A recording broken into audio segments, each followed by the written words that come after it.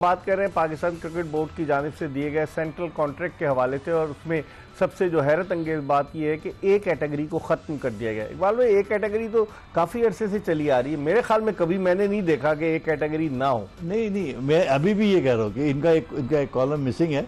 इनको A category का column देना चाहिए और उसमें लिखना चाहिए कि कोई इसमें अवेलेबल मतलब एलिजिबल नहीं था, तो हमने उनको नहीं दिया। जब वो होंगे तो हो सकता है ड्यूरिंग द गेम अगर अच्छा परफॉर्मेंस कर रहे हैं तो उसको किसी और भी चेयरमैन साहब अपग्रेड कर सकते हैं किसी को। लेकिन इससे दुनिया में जगहसाई हो रही है कि पाकिस्तान में टैलेंट ही नहीं है, कोई क्रिकेटर इस काबिल नहीं है कि एक कैटेगरी में रखा जा सके। बस अब देखिए, अगर आप रखना चाहें तो देना चाहें तो आप दे सकते हैं, मगर आपने क्योंकि एक लेसन देना है खिलाड़ियों को कि भाई आप परफॉर्म नहीं कर रहे हैं तो आप अपने नीचे आ जाइए, तो नीचे ले आए उनको। हाँ। तो इसमें कोई देखिए कोई शर्म की बात नहीं है, ना ही कोई बुरी बात है। कैटेगरी में अपग्रेड होते रहते हैं, डाउनग्रेड होते हैं, दुनिया में हर जगह होता है। परफॉर्मेंस हर एक की एक साल नहीं रहती। तो ये मेरे ख्याल है बाबर और रिजवान को मैं गुजारिश यही करूंगा कि डजंट मैटर, आप कोई बात नहीं, आप अभी कोई परफॉर्मेंस करना शुरू कर दीजिए तो फिर ये वापस आ जाएंगे आप। इस वक्त हमें टेलीफोन लाइन पर ज्वाइन किया सीनियर स्पोर्ट्स जर्नलिस्ट अब्दुल मोहित शाह ने, और मोहित शाह को अभी तमगा इम्तियाज भी मिला है, माशाल्लाह से बड़े सीनियर हैं। सबसे पहले तो शाह साहब आपको बहुत मुबारक हो। थैंक यू मिर्जा साहब, बहुत मेहरबानी, बहुत शुक्रिया। हाँ, आपकी 30-35 साल की मेहनत का समर मिल गया, वरना यहाँ तो लोगों को 4 साल बाद ही मिल जाता है शाह साहब।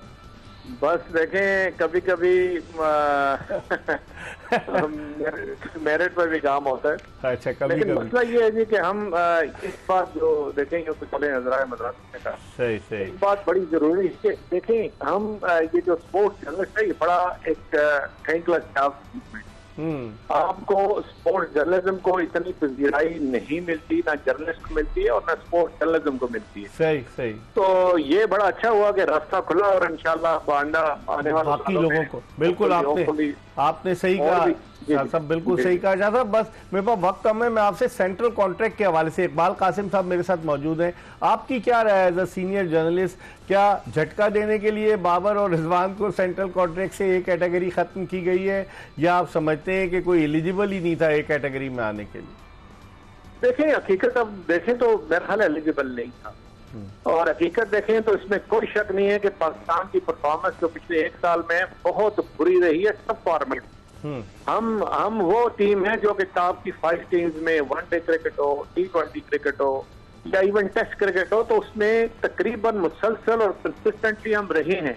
सही। लेकिन ये लंबा फिक्रिया प्लेयर के लिए इकलौता नहीं है कि सिर्फ प्लेयर के लिए लंबा फिक्रिया, ये लंबा फिक्रिया पाकिस्तान क्रिकेट बोर्ड के लिए भी है। सही। और ये एक्सेप्टेंस जो है कि पाकिस्तान का जो एक कैटेगरी में कोई प्लेयर नहीं है, ये एक्सेप्टेंस है पाकिस्तान क्रिकेट बोर्ड की कि जी हमारी परफॉर्मेंस अच्छी नहीं है, हमारा एक एलीट प्लेयर इस वक्त कोई नहीं है जिसने एलीट और उसको परफॉर्मेंस दी और वो एक कैटेगरी में आ सकते। लेकिन शाह साहब, कंसिस्टेंसी भी तो नहीं है ना। अगर आप देखें इस साल 14 T20 मैचेस में 25 क्रिकेटर्स आजमाए गए, 11 वनडे इंटरनेशनल मैचेस में 27 क्रिकेटर्स आजमाए गए, तो इसका मतलब है मुस्तकिल मिजाजी की तो कमी है। आप लाते हैं डंप कर देते हैं, लाते हैं डंप कर देते हैं।